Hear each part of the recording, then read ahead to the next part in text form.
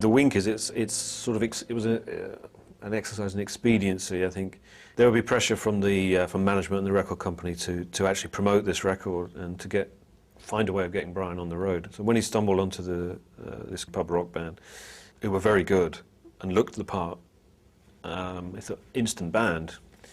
Let's do it, you know. And I think again, it was probably not much more thought than that. It was this could work, and they got on and they rehearsed and. Off they set for the Shires. But it didn't work. He hated it. As I don't think he liked necessarily being completely the centre of attention. That was one thing, which he hadn't been before on stage. He'd always been, you know, this kind of second figurehead kind of thing, and that's a nice position to be in if you're, you know, if you're essentially more oriented towards the back room, which as a creative person, that's where he wanted to be increasingly. But he only lasted 4 or 5 dates, and his lung collapsed, almost psychosomatically, if that's possible.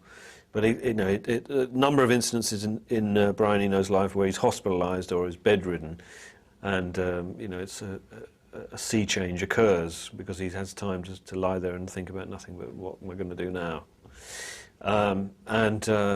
He didn't like touring, clearly. And he lay there in bed recovering from a collapsed lung, saying to himself, why do I need to tour? That's not really what I enjoy doing. Why don't I do what I enjoy, which is tinkering around in studios, making weird sounds happen and doing projects.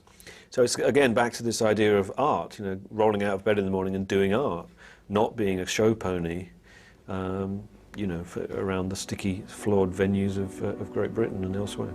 Yet Eno didn't turn his back on live performance altogether.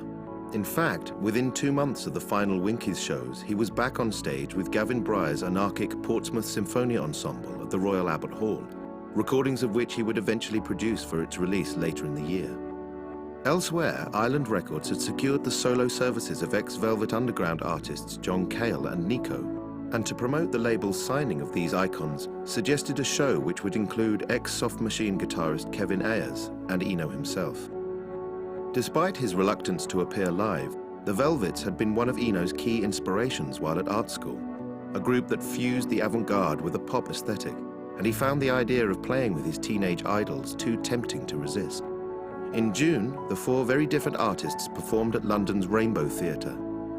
Perhaps more important as a spectacle than as a concert, its success nevertheless allowed Eno to collaborate closely with artists who had been such an influence upon him. And in July and August, he worked both on Cale's album Fear and Nico's album The End. Following further contributions to the new LP by prog legends Genesis, in September he returned to the studio to record the follow-up to Here Come the Warm Jets, with ex-Roxy Music cohort Phil Manzanera now assisting him in the production of the record. With Taking Tiger Mountain, you definitely see a kind of parallel with Sgt. Pepper in a weird way, because Brian's come off the road in the way that the Beatles had come off the road in '66, and it's kind of a tabula rasa moment. You know, the canvas is empty. What shall I do? Rather than what can I do? No considerations of an afterlife for the record necessarily. So for the first time, he has this clean slate to work on. And oddly, he just puts a band together rather than just bringing in disparate sort of players in a curatorial role that he'd used before. There's an element of that, obviously, in assembling any band. But it is a kind of core band. And this time he has a lot of fragments that he's already begun working on in the interim since the last record. He spends a lot of time with Phil Manzanera, sorting the wheat from the chaff, you know, which could be what could work with what, you know, and I think Manzanera had quite a big role in sorting out, you know, what key went with what, and you know, with this section could work with that section. So a number of the songs were begun that way. So there was much more source material, more firmly worked out than on the previous record. And amongst the core 4-piece band that Eno put together to record the album was Winkies bassist Brian Turrington, a musician who he had also drafted in on the sessions for John Cale's Fear LP, and who had become a trusted collaborator. Maybe he just liked me and the way that I played, and I was very fortunate and honoured to have been involved. I mean, I was in for a day, out for a day, in for a morning, out for a day and a half, in for an afternoon. I mean, it was fairly fast. Money being blah, blah, blah. but, you know, we were there to do a job and that's what we did. Brian was definitely, as it were, in control, calling the shots, but I wasn't asked to do any particular type of playing. I think I was quite lucky, if that be the word, to just basically get on with my style.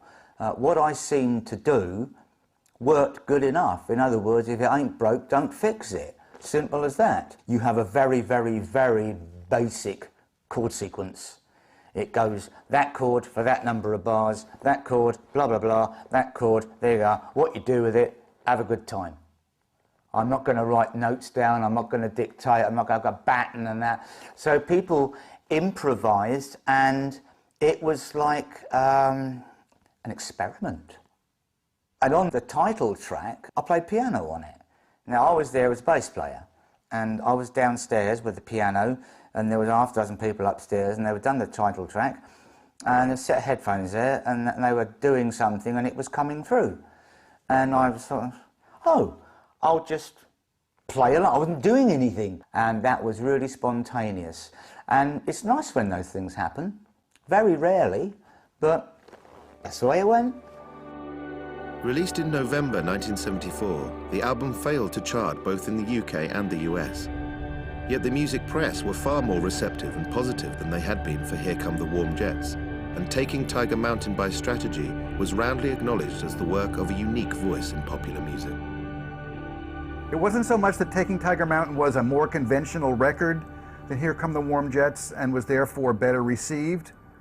It was that we were used to the fact that this guy could actually be taken seriously as somebody could make songs, and so we were ready for it. In the haze of the morning, China sits on eternity.